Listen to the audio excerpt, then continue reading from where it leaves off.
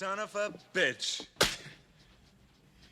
Well, sexy monkeys, it is August 1st, and we are just a few days away from seeing Prey on Hulu. There's been a bunch of good reviews out there so far, so that just wants me.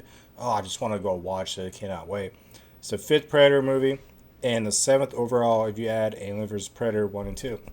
So I'm doing a lead up from now all the way up to August 5th, with all the movie reviews, and then once Prey comes out, I'll do a movie review and a bunch of other fun, cool shit with the rankings, top 10s, bunch of cool stuff. But right now, I'm going to start with a movie review for Predator, the 1987. The other day, I was going down to my girlfriend. I said to her, "Jeez, you got a big pussy. Jeez, you got a big pussy." She said, "Why did you say that twice?" And I said, "I didn't." See, it's because of the echo. With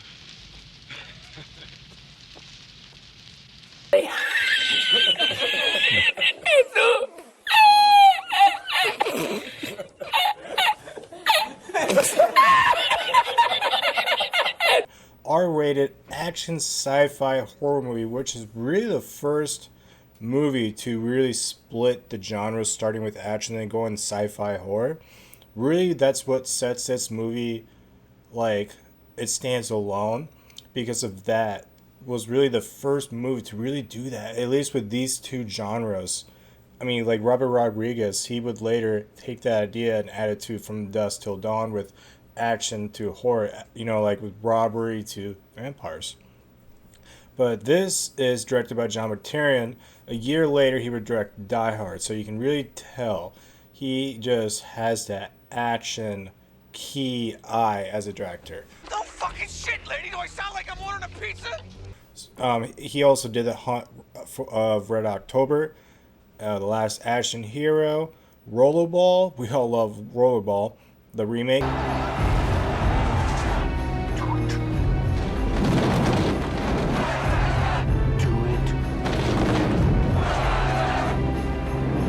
Holy shit!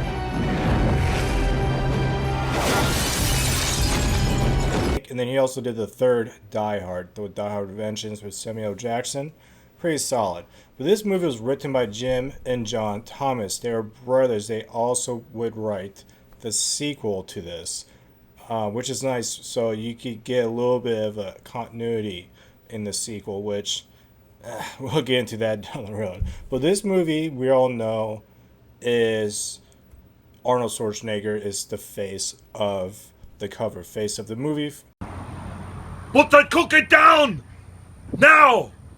He's almost faced the franchise. He really is, but he's only been in one movie, but it doesn't feel like an Arnold movie. That's what's good about this, because you have those movies like Commando, Last Action Hero. Those are Arnold movies. This isn't really an Arnold movie, because it has all those starring, you know, his sidekick crew that was just solid as fuck. Jesse Ventura, in my opinion, the best. This is him peaked as an actor. And he looks like a goddamn Tri-Tears T-Rex, just a big motherfucker. It's funny how you have two governors, Jesse Ventura and Arnold Schwarzenegger, in one movie. And then Bill Dukes, you know, he's from Commando. Carl Weathers, he did 4 Rockies before this, so he's already established that. And it's nice to see him outside of the Rocky franchise also. Shane Black, he is Hawkins. He would later to write and direct the last Predator movie, the Predators, came out in 2018. He also directed Iron Man 3 and wrote the Lethal Weapon, the 4 movies. So he is pretty good at writing. But with Arnold, you know, before this he had Terminator, came out in 84, and then Commando in 85. Conan, the 2 movies, the Barbarian, he had 2 of them before this. So this one really like projected him just to the top of the top status, kind of like where The Rock is right now. This movie really did that. And how's it going? How many miles are you running? Oh my god. Hi.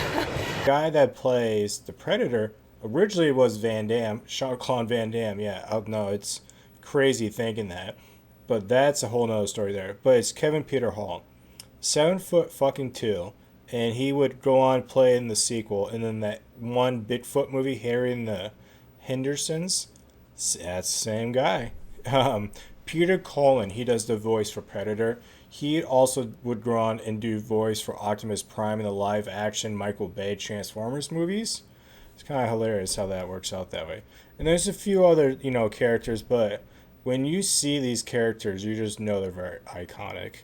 But me personally, I remember, because I was born in 1990, I remember I just have this memory of going into video place. Because in Mount Vernon, my hometown, we had video place and video village. In video place, I remember going in and just seeing the cover of Arnold. And just the commercial, seeing that commercial, and you're wondering, who is this creature? Who is this, predator?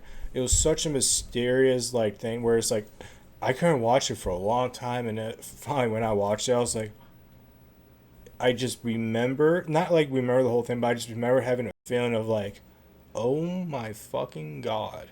And so far it hasn't left. It's always gonna be up there on top of my list. Love the top 10 list. You have your own top 10 list? I have my own top 10 list. All right. Yeah, do a top 10 list. Rodney has a top 10 list here.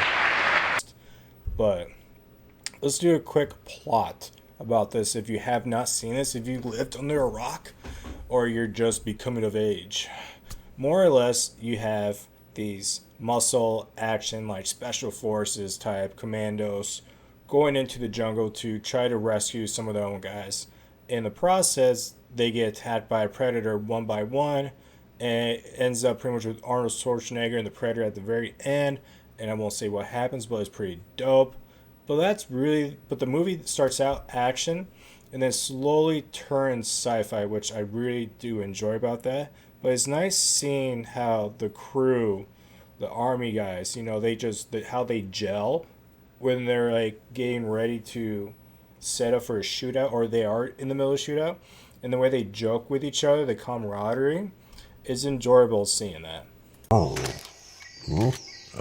thanks. Yeah, you keep it. The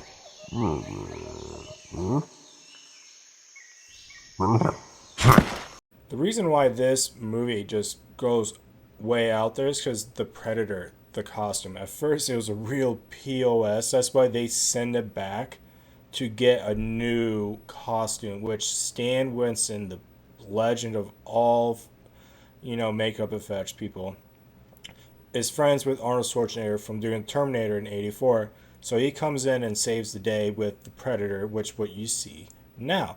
And then during that time, it really did help the movie out because they filmed about 3/4 of the movie, and then they sent that costume back to do the Stan Winston one. And in the meantime, they edit the film, and then when it was done, they reshot the last quarter of it, and they did some reshots where they wanted to fix here. So it worked out great for the film. But that's how it was back in the day. A lot of people did that.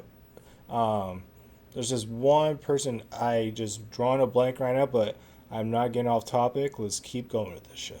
Just like in Jaws, the creature, that slow burn, a slow reveal, iconic. Perfect.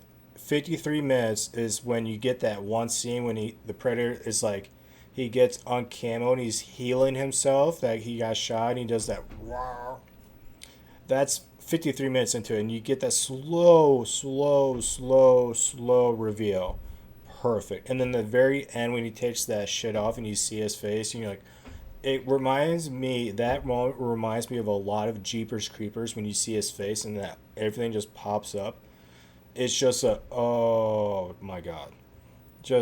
That's goes from a home run to a grand slam.